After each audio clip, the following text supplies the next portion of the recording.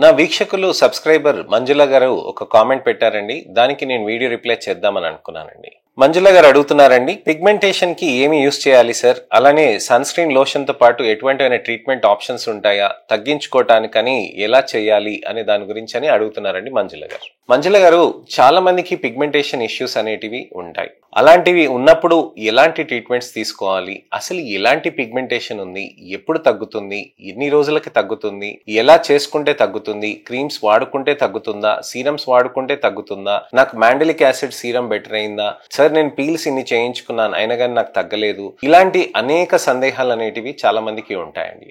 So ఇలా ఉన్న వాళ్ళకి తప్పకుండా ఈ ఇన్ఫర్మేషనల్ అవేర్నెస్ వీడియో తోటి మీకు అనేక సందేహాలకి, అపోహలకి, ప్రశ్నలకి జవాబు దొరుకుతుందని ఆశిస్తున్నానండి. నేను మీ doctor Raj Kireet, Celesty skin laser and hair clinic, Jubilee Hills మరియు కొత్తపేటలో chief and founder dermatologist and hair transplant surgeon గా ప్రాక్టీస్ చేస్తున్నానండి.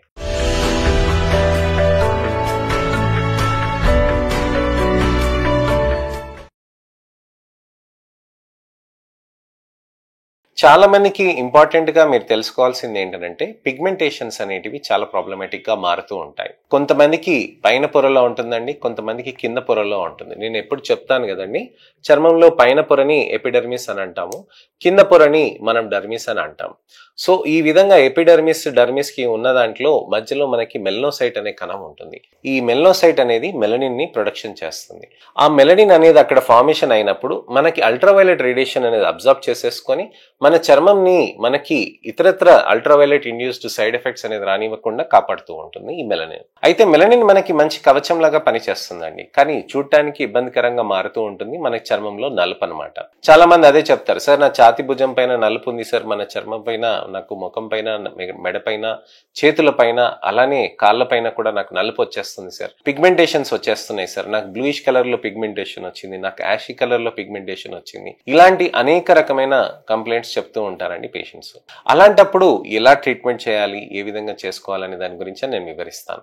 సన్ స్క్రీన్ అనేది ఖచ్చితంగా వాడాల్సిన అవసరం ఉంటుందండి. ఉదయం మధ్యాహ్నం ఖచ్చితంగా వాడాల్సిన అవసరం ఉంటుంది. మీరు ఇంట్లో పని చేస్తున్నారు, మీరు హౌస్ వైఫ్స్ అని అంటే మీరు ఖచ్చితంగా మీరు సన్ స్క్రీన్ అనేది ఉదయం పూట లేవంగానే మీరు పెట్టాలండి. స్నానం చేసుకున్నాక ఒకసారి పెట్టుకోవాలి. ఒకవేళ మీరు వర్కింగ్ ఉమెన్ ఉంటే గనక మీరు లేవంగానే మళ్ళీ పెడతారండి. వంటగదిలో వంట చేసే ముందు, స్నానం చేసినాక మళ్ళీ ఒకసారి పెడతారండి. ఆఫీస్ లో మధ్యాహ్నం పూట ఒకసారి మళ్ళీ పెట్టాలండి.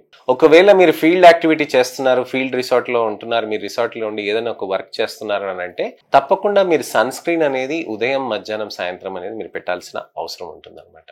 అలానే మగవాళ్ళకి మీరు సన్ స్క్రీన్స్ అనేటివి ఖచ్చితంగా స్నానం చేసుకున్నాక పెట్టాలండి. ఒకవేళ మీరు వంటగదిలో గానీ, బాల్కనీలో గానీ, కారిడార్స్ లో గానీ వ్యాయామం చేస్తున్నప్పుడు సూర్యుడు వెలుతురికి తగులుతున్నారని అంటే ఖచ్చితంగా సన్ స్క్రీన్ అనేది పెట్టాల్సిన అవసరం ఉంటుందండి. మధ్యాహ్నం పూట కూడా మీరు పెట్టాల్సిన అవసరం ఉంటుంది.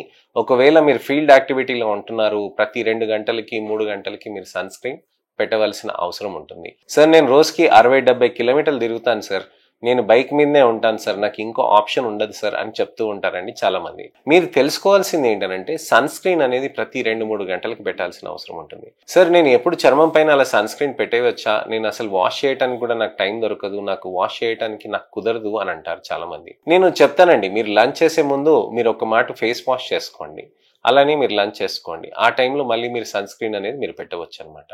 ఒకవేళ మీకు సమయం దొరకట్లేదు, నేను లంచే చేయలేదు సార్, నేను అలాంటప్పుడు నేను ఎలా చేస్తానని కూడా కారణాలు ఉంటూ ఉంటారు మా పేషెంట్స్. అలాంటప్పుడు ఏం చేస్తారు, మీరు సన్ స్క్రీన్ అనేది డైరెక్ట్ గా మళ్ళీ అప్లై చేయవచ్చండి. సార్ మరి సన్ స్క్రీన్ మీద డైరెక్ట్ అప్లై చేస్తే పని చేస్తుందా అని అంటారు. మీ చర్మం మీదకి అది లోపల పెనిట్రేట్ కావాల్సిన అవసరం లేదండి.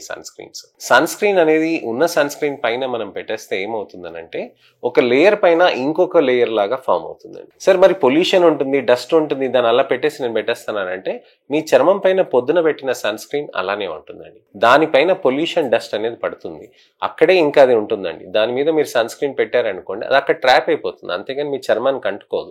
అలానే మీకు ఈ సన్ స్క్రీన్ ఏదైతే పెట్టామో దీని మీద కూడా మళ్ళీ ఇంకోసారి కూడా మీరు అప్లై చేయవచ్చు అనమాట. ఇప్పుడు మీరు బీచ్కి వెళ్ళారు, మీరు ఒక చిన్న యాక్టివిటీ చేస్తున్నారు, అక్కడ చేస్తున్నప్పుడు ప్రతి 2 గంటలకి మీరు సన్ స్క్రీన్ పెడుతూ ఉండండి. సన్ స్క్రీన్ మనం ఎంత పెడుతూ ఉంటే చర్మానికి అంత మంచిగా గట్టిగా మనకి బెనిఫిట్ అనేది వస్తూ ఉంటుంది. చర్మానికి అలా ఉన్నందుకు మనకి ఏమవుతుందనంటే మనకి బెనిఫిట్ అనేది ఎందుకు వస్తుందనంటే ఆ నల్ల కణాల యాక్టివిటీ అనేది మనం తగ్గిస్తూ ఉంటామండి సన్ స్క్రీన్ అప్లికేషన్ తోటి. ఏ రోజైతే మనం సన్ స్క్రీన్ ని మిస్ అవుతామో ఆ రోజు ఖచ్చితంగా నల్ల కణం అనేది దాని పని మళ్ళీ రీస్టార్ట్ చేస్తుంది అనమాట. ఎన్ని సంవత్సరాలైనా సరే నల్ల కణం అనేది ఏ రోజైతే పని చేయటం మొదలు పెడుతుందనంటే సన్లైట్ తగలటం తోటి. సో మనం సన్ స్క్రీన్ అనేది ప్రతిరోజు పెట్టాలండి. సరే ఇవాళ మొదలెట్టాను నేను ఇంకా జీవితాంతం మొదలెట్టేయాలా అని చాలా మంది అడుగుతూ ఉంటారు. అలా నిరుత్సాహపడకండి. మీరు ఎప్పుడైనా పిగ్మెంటేషన్ ని కాపాడుకోవాలంటే మీరు స్కిన్ ని మెయింటైన్ చేసుకోవాలనుకుంటున్నారంటే దానికి సన్ స్క్రీన్ అనేది వాడాలి. ఇప్పుడు మీరు ఆరోగ్యానికి వ్యాయామం చేస్తారు కదా, ఆరోగ్యానికి మీరు సరైన ఆహారం తీసుకుంటారు కదా, అలానే మీ చర్మ ఆరోగ్యానికి కూడా మీరు మంచిగా సన్ స్క్రీన్ అనేది పెట్టుకోవాల్సిన అవసరం ఉంటుంది. సో సన్ స్క్రీన్ అనేది మీరు పెట్టుకొని దానితో పాటు నైట్ టైం సీరమ్స్ కానివ్వండి ఇవన్నీ కూడా మీరు పెట్టుకోవాల్సిన అవసరం ఉంటుంది అనమాట. చర్మంలో బెనిఫిట్ రావాలి అని అంటే మనకి మంచి పిగ్మెంటేషన్స్ ఇవన్నీ తగ్గాలి అని అంటే మాత్రం మనం ట్రీట్మెంట్స్ అనేటివి కంటిన్యూస్ గా చేయాల్సిన అవసరం ఉంటుందండి. లేజర్స్ చేయవచ్చా, పీల్స్ చేయవచ్చా, ఈ విధంగా చేయవచ్చా అని చాలా మంది అడుగుతూ ఉంటారు. లేజర్స్, పీల్స్ అనేటివి మనం ఖచ్చితంగా చేయవచ్చండి. లేజర్స్ అనేటివి మనకి లైట్ యాంప్లిఫికేషన్, స్టిమ్యులేషన్, ఎమిషన్స్ తోటి మనం చేస్తామండి.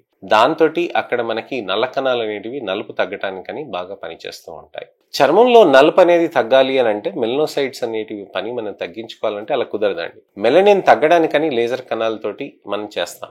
లేజర్ కిరణాలు ఏం చేస్తాయనంటే చర్మ కణాలను డిస్టర్బ్ చేయకుండా అక్కడ లేజర్ తోటి అక్కడ నలుపుని కరగదీయటానికని ప్రయత్నం చేస్తుందండి. లేజర్ తో పాటు పీల్స్ ఉంటాయండి. పీల్స్ కొన్ని సబ్స్టెన్సెస్ అప్లై చేయటం వల్ల కొన్ని డెడ్ లేయర్స్ ని లేపేస్తూ ఉంటుంది. అలానే లోపల కణంలోంచి వెళ్ళి కూడా ఆ నలుపుని కూడా కొద్దిగా తగ్గిస్తూ ఉంటుంది.